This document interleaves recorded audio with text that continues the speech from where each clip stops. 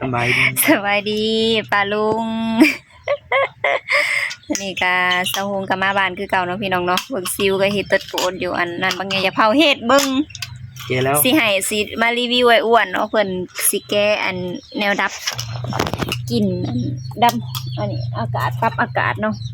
เครื่องปรับอากาศบ่ฮู้ว่าสิเป็นกลิ่นหยังหอมบ่หรือว่าบ่หอมสะฮงหังก็เอามาให้เพิ่นเนาะแล้วคิวสิให้เพิ่นอันแก้เองเนาะเพิ่นสิแก้เป็นบ่นี่เด้ไปแก้อันถามโอ้ยดำถามว่าอันแก้จังได้นี่นะว่าซั่น เดี๋ยวสิรีวิวให้อ้วนแก้เบิ่งก่อนเนาะสิแก้ลองเบิ่งไปเลยไปเดี๋ยวสิเฮ็ดอะไรต่อบัดนี้หอมอยู่ได้กลิ่นมันเป็นอันคล้ายๆคือครีมอาบน้ำเลยของอันบีไนน่ะเขามีแก้บ่ได้บ่เรามีแก้เอาแต่สิว่ามันยังบ่ทันมีกินครับ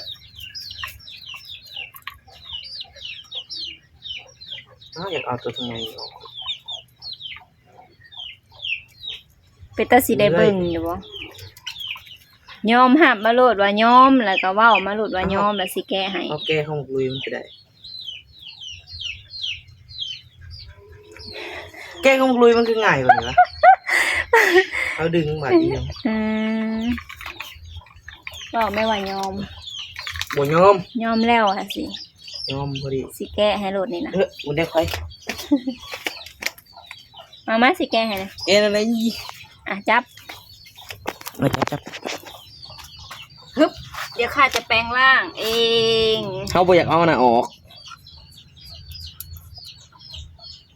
เฮ็ดยังกินแมลงอย่าเอาของเขาออกได้เบิ่งได้นั่นนะกล่องบ่ได้เห็น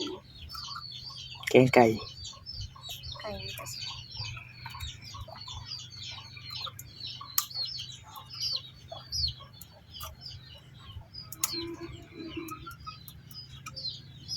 ความหมายเขานำบ่อยากเอาเนี่ยบ่ออกมันก็สิอันแก้ได้เนาะบ่อยากเอาสิแก้บ่มาบ่มีวิธีอยู่นี่มันบ่ได้ทันได้อันนี้ตอนดึงนะมันบ่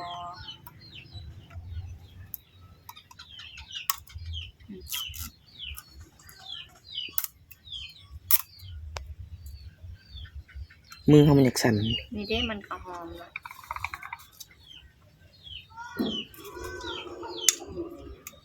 บ่แม่นเอ้ยโอ้ยเบิ่งในถ่ายคลิปก่อนสิเห็นนั่นค่าตั้งกล้องนี่ใช่ป่ะ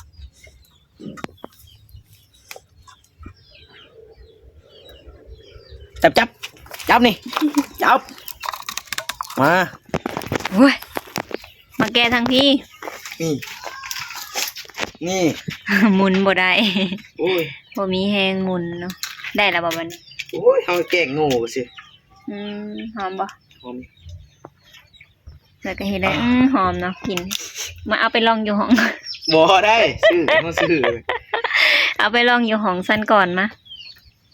แล้วสิส่งคืนว่ามันหอมเอาไปทดลองก่อนลดราคามั้ย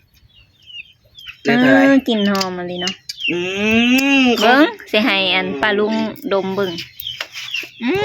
หอมกลิ่นมันหอมเลยจนแสบดังเอาไปไว้ในหอมมันจะหอมแบบถั่วมันคือหอมกลุยนะเบิดเหรอครับรถไถขับเป็นติเพิ่นสิขับซาเล้ง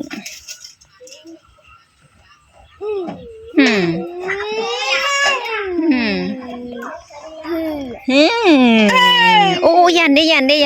บินแห้งแล้วได้เว้ยโอ้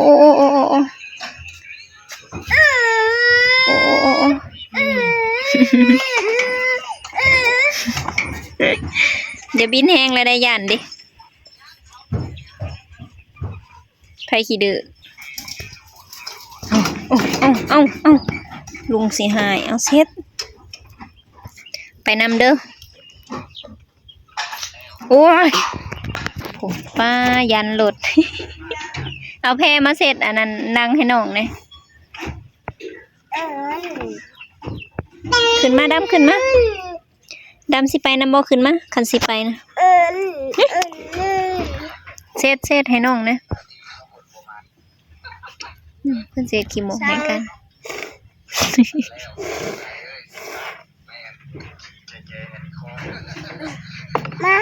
เกี่ยงอยู่บ่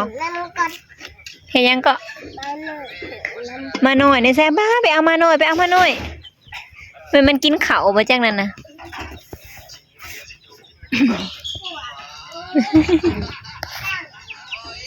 เพิ่นไปเอามาหน่อยเอาออกมานะแม่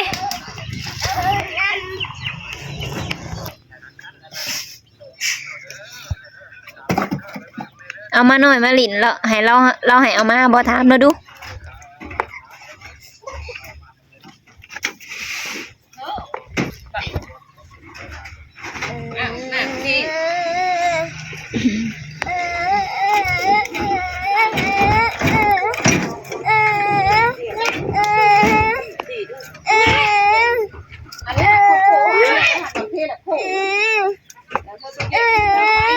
โอ้ยอย่าเด้อ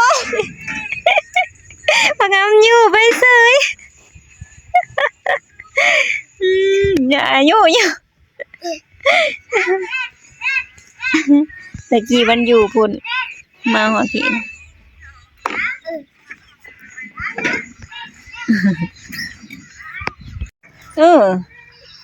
โหคือเก่งแท้ป้าเก่งเลยมันสิลบคืนแล้วดิ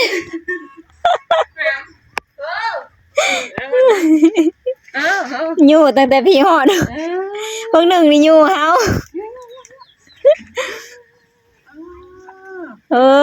ว้ายยันเด้มันลบคืนอีกมันสิไปเฮือนประตูแล้วรถนะ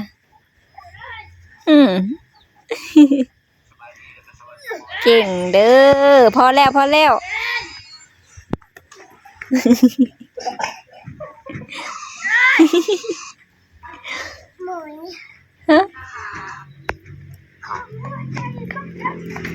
บอกมันอย่าออกทางบอกมันดูอย่าออกไปทางนะมึงสิเลือดแต่ซื่ออย่าออกไปทาง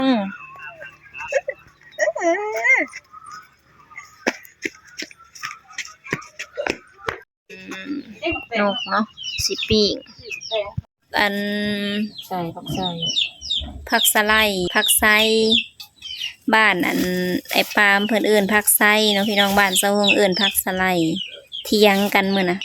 เพิ่นก็ว่าบ้านเพิ่นเอิ้นผักไซเนาะผักสะไลภาษาไทยกับภาษาลาวคือกันก็เอิ้นบ่คือกันเนาะบดเย็นหุ่งขอรถเบิ่งเลขกับบ่จักไปเอามาแต่ใส่ผักเส้นสลัดคอนปลาไปคอน้ำข้าวเจ้าเนาะเด็ดนะมันเป็นบ่มีการปลูกในรุ่นนี้มีแต่คอไปหวานใส่หัวทางพูนทางอันง้อบ่ขึ้นขัวนกเด้อพี่น้องเด้ออันนี้นะขัวนกหมอหน่อยนึงเนาะสิใส่ผักมันนั่นผักคม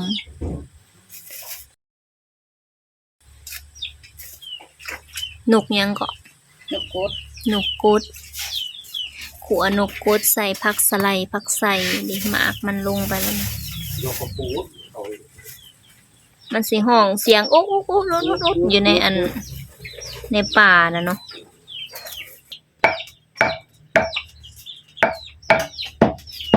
ห่านก็มี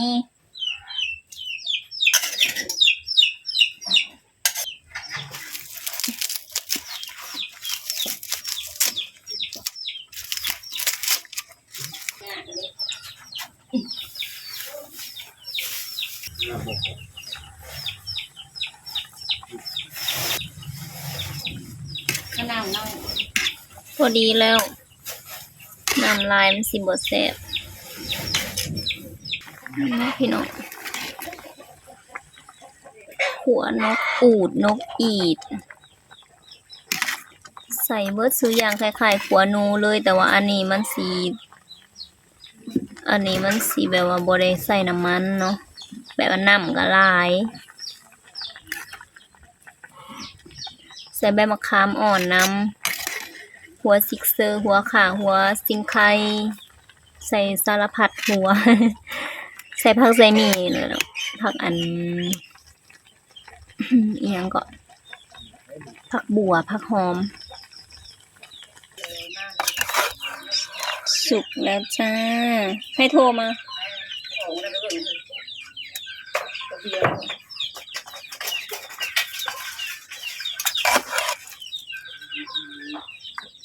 ได้2 ถ้วยเนาะพี่น้องแบ่งให้น้าสาวกับลุงนำ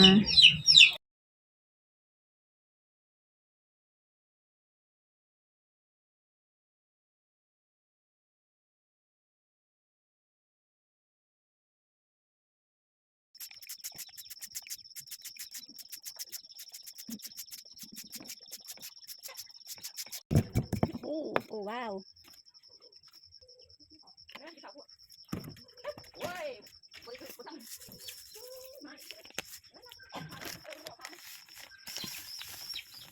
แตงโมนะพ่อ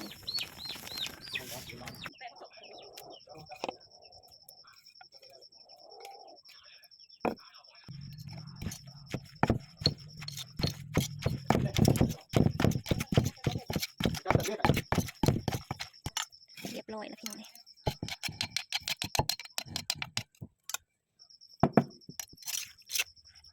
แซ่บสุดละมือตัวเอง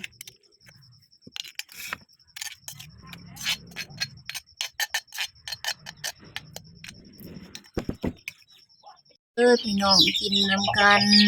แล้วเนี่ยกินกันเลย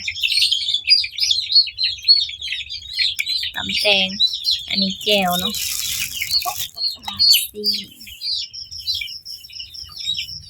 สำหรับคลิปนี้ก็ขอจบไปเพียงสำนี้เด้อ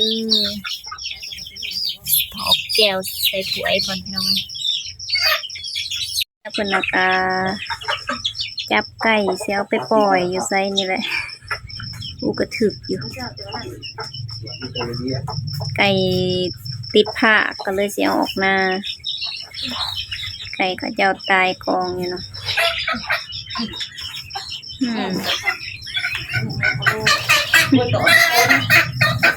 มันสิออกแล้วได้นะ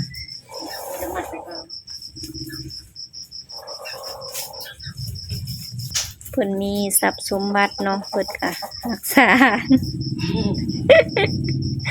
ก็โกรธก็คือให้มันหาเลาะกินแถวป่านั่นแหละเนาะพี่น้องคันบ่เห็นก็แม่นเขาไล่ไปต้มบ่มีไผเบิ่งออกปล่อยอยู่หน้าเลย